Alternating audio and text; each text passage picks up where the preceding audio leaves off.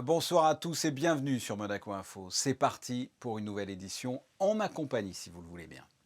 En football, la saison s'achève bientôt avec du suspense en perspective. Dans ce journal, Oleg Petrov, le vice-président du club, nous présentera la nouvelle marque de l'AS Monaco, représentée par 3 R, Rise, Risk, Repeat. La 14e édition du Conseil économique, social et environnemental des jeunes touche à sa fin. Vous découvrirez dans quelques instants les projets de plusieurs élèves de la Principauté et nous recevrons la présidente de cette institution qui, depuis 2007, a tendu les bras à la jeunesse. La Villa Lamartine, qui abritait jusqu'à récemment la Sonothèque et Vidéothèque, est en travaux pour accueillir notamment le futur club Le Temps de Vivre. Vous en saurez plus dans un reportage. Et enfin, votre Focus Info sera consacré aujourd'hui au Pérou à l'occasion d'un déjeuner organisé par l'association monégasque pour l'Amérique latine au restaurant Le Cordon d'Or. Mais comme je viens de le dire dans les titres, nous ouvrons ce journal avec la nouvelle marque de l'AS Monaco. Rise, Risk, Repeat, c'est le nouveau slogan qui accompagnera désormais le club de la Principauté qui a souhaité moderniser son image en retravaillant son identité visuelle. Une nouvelle marque donc pour un nouvel élan alors que les Monégasques enchaînent 2 rencontres cette semaine, l'une en Coupe de France demain, l'autre en championnat. Les Rouges et Blancs porteront d'ailleurs ce maillot collector dimanche face à Rennes. Pour nous parler de ce changement, nous recevons ce soir Oleg Petrov, le vice-président de l'AS Monaco. Il est interrogé par Émilie Rousseau. Bonsoir Oleg Petrov. Bonsoir, bonsoir. L'AS Monaco a dévoilé hier sa nouvelle marque. Est-ce que vous pouvez nous la présenter, nous expliquer ce choix? C'est un nouveau chapitre, je peux dire, dans l'histoire de notre club. L'idée est moderniser l'appel, moderniser la perception d'AS Monaco. Et elle est composée des éléments différents comme le rise, le risk repeat, et je peux expliquer peut-être phrase pour phrase. Oui, bien sûr, expliquez-nous. Rise, risk et repeat. Pourquoi ce nouveau slogan? Aujourd'hui, dans le temps moderne, dans la situation d'aujourd'hui, on peut dire comme ça, la nouvelle génération, il comprend les choses, il voit le monde d'une façon différente, d'une façon plus dynamique.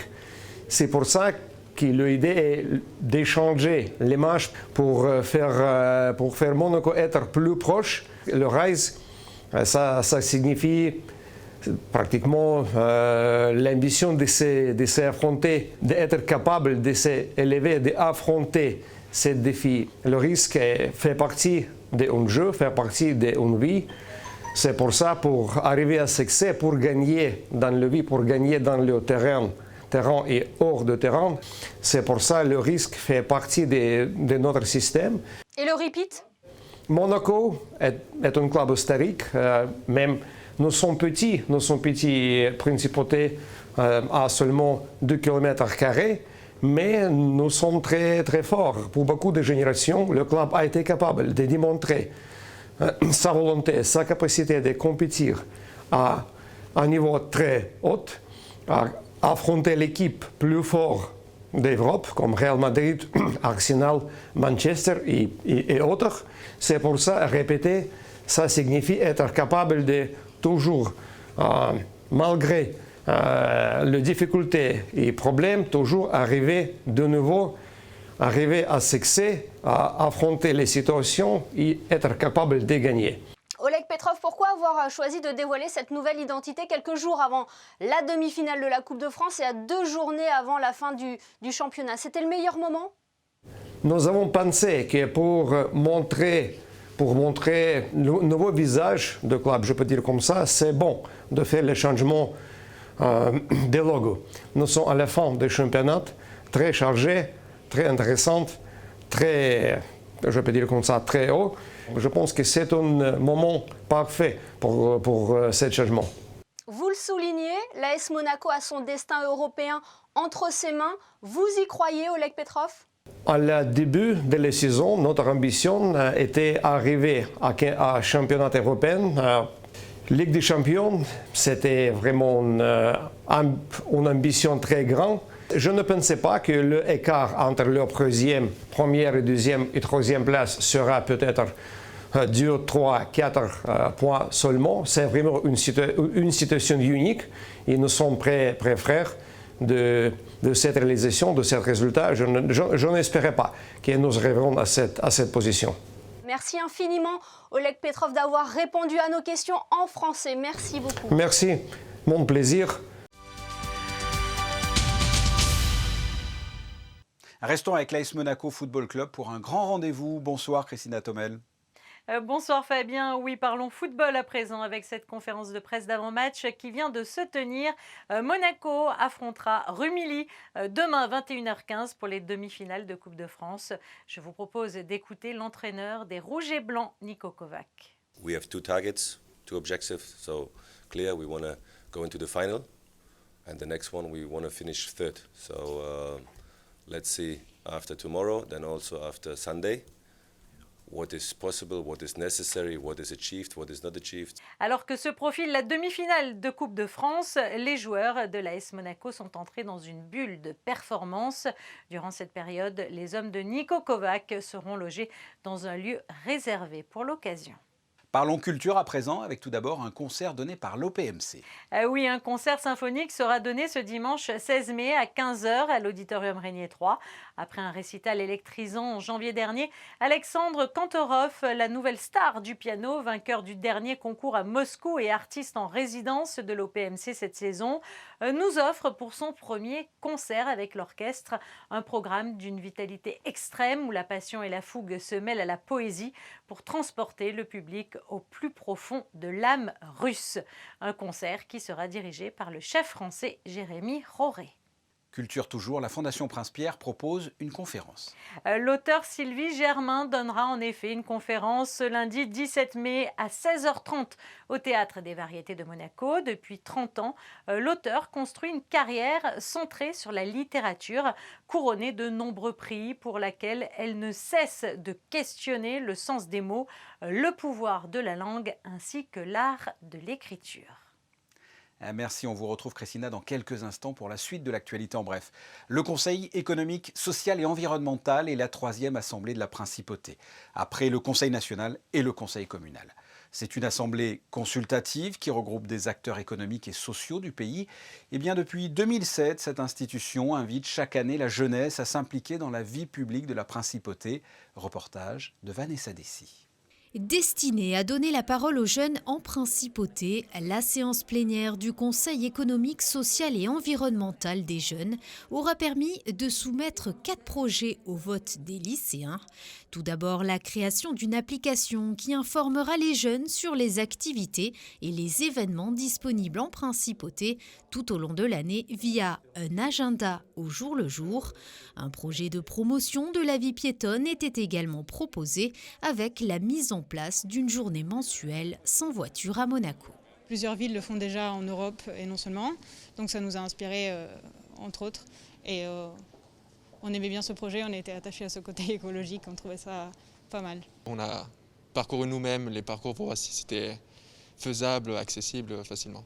Afin de contribuer à limiter l'utilisation du plastique et des matériaux à usage unique dans le transport de la vente à emporter, ce projet de vœux consiste à créer un sac éco-responsable pour le déjeuner, une idée née d'un simple constat. Oui, un simple constat, premièrement, et puis nous avons trouvé que c'était une bonne idée, car plusieurs employés ont un petit manque de temps. C'est pour cela qu'ils achètent de la vente importée. Donc en mettant à disposition un sac éco-responsable, ils pourraient éventuellement faire leur déjeuner et ramener directement au travail. Le dernier projet propose de mettre en place des aménagements qui permettraient de mieux gérer les eaux pluviales et d'économiser l'eau douce en principauté.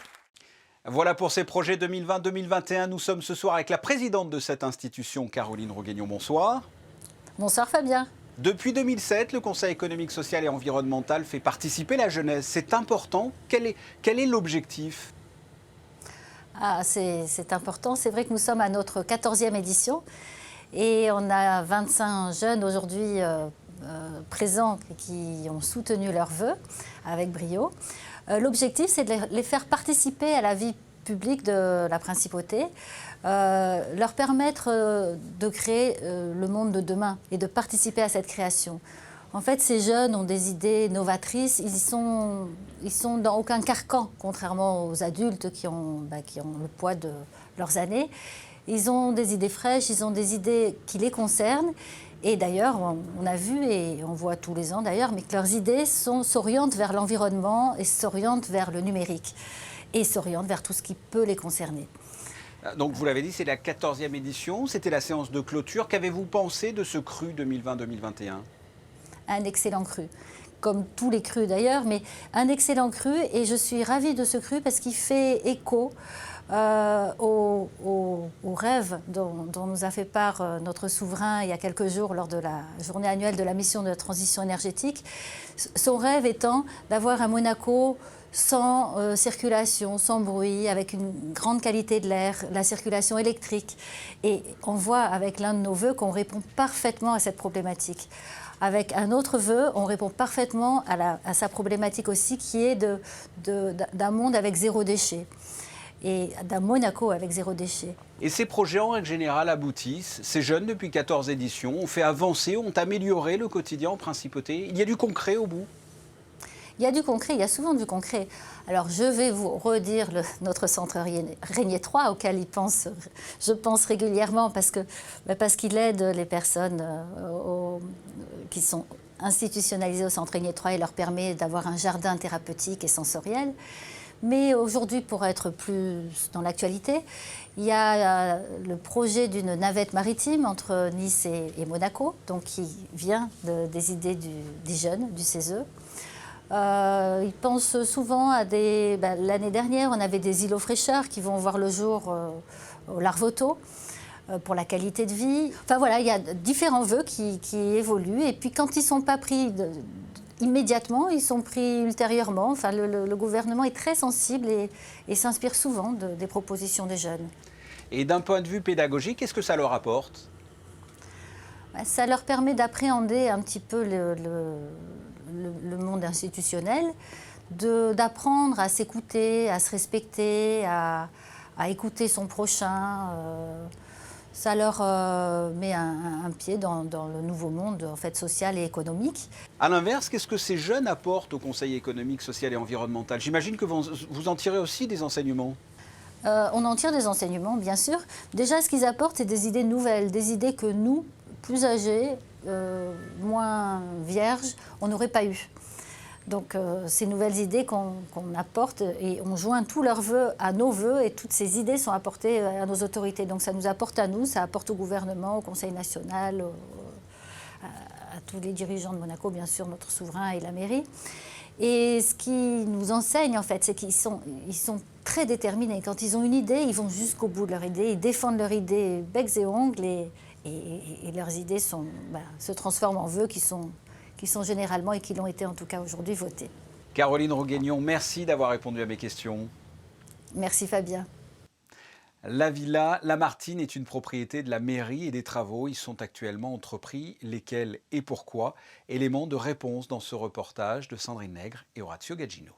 Elle est située dans le quartier de Monte-Carlo, boulevard Princesse Charlotte et avenue Saint-Michel. Cette villa qui porte le nom du célèbre écrivain abritait jusqu'à peu la sonothèque et la vidéothèque qui ont déménagé temporairement à la Condamine avant le regroupement au sein de la grande future médiathèque sur l'îlot Pasteur.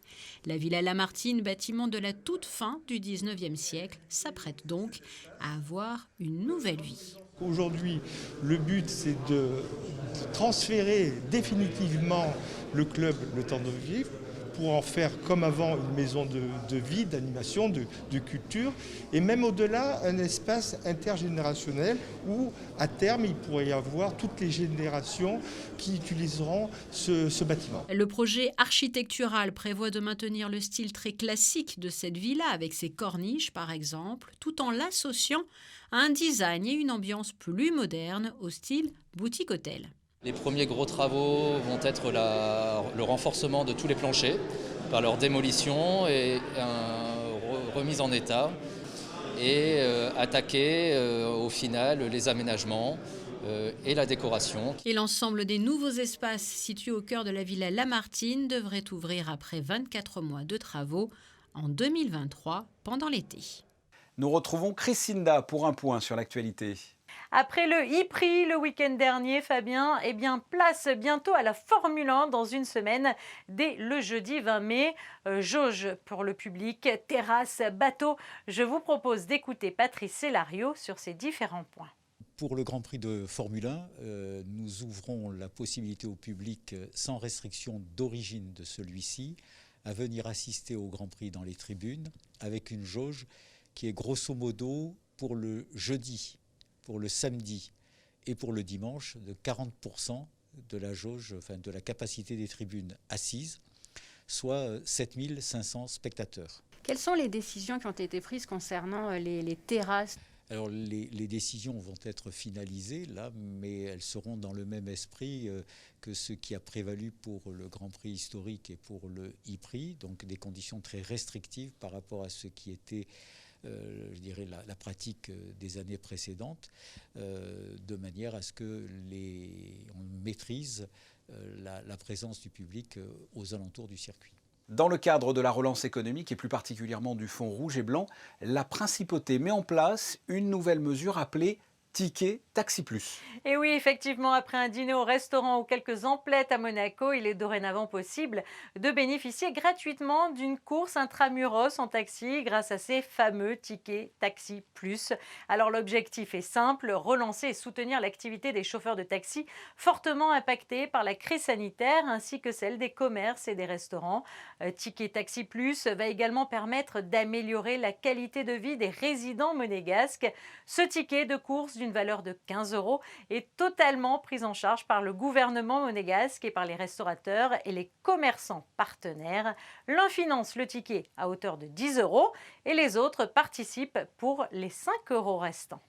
Prenant la direction du Cordon d'Or, le restaurant du lycée technique et hôtelier de Monaco s'est drapé les couleurs de l'Amérique du Sud et plus précisément du Pérou, le temps d'un déjeuner organisé par l'AMLA, l'association monégasque pour l'Amérique latine. C'est votre Focus Info et il est signé Alexandra Pani. Il souffle comme un air de Pérou au restaurant Le Cordon d'Or ce jour-là. Lorsque l'on pense au Pérou, naturellement nous imaginons le Machu Picchu, mais c'est loin d'être la seule richesse de ce pays d'Amérique latine. Sa cuisine est d'ailleurs connue pour être l'une des plus diversifiées au monde, avec une importante variété de spécialités. La chef Lourdes Pluvinage, invitée pour l'occasion, est l'une des plus célèbres ambassadrices de son pays en France, à la tête de la Casa Picaflor à Paris. La cuisine péruvienne, c'est une cuisine, c'est une émulsion culturelle. C'est le résultat de toutes les influences culturelles qui aujourd'hui épatent le monde. L'Association monégasque pour l'Amérique latine a vu le jour il y a 4 ans, principauté. Par ses actions, elle souhaite promouvoir et créer un pont entre Monaco et l'Amérique latine à travers des activités culturelles et sociales. Cette année, la chef Pluvinage a donc été invitée pour représenter le Pérou à l'occasion d'un déjeuner réalisé en collaboration avec des élèves du lycée technique et hôtelier de Monaco.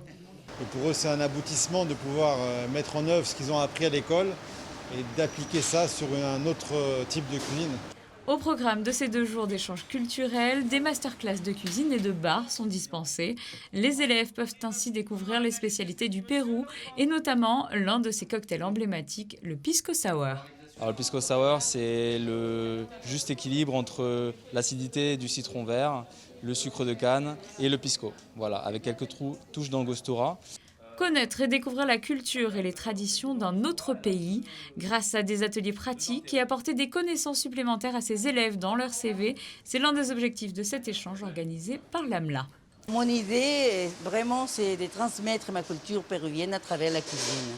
Il est 11h30 et on se prépare déjà en cuisine pour servir pour le déjeuner environ 80 convives. 17 élèves du lycée technique et hôtelier de Monaco sont présents aujourd'hui pour aider la chef Lourdes Pluvinage. Du côté du bar, tout est prêt également pour accueillir les convives. Ils sont 2 à prêter main forte au chef barman. C'est une première, surtout un service comme ça, en banquet, avec autant de monde, une réception pareille. Mais bon, ça va le faire, ça va.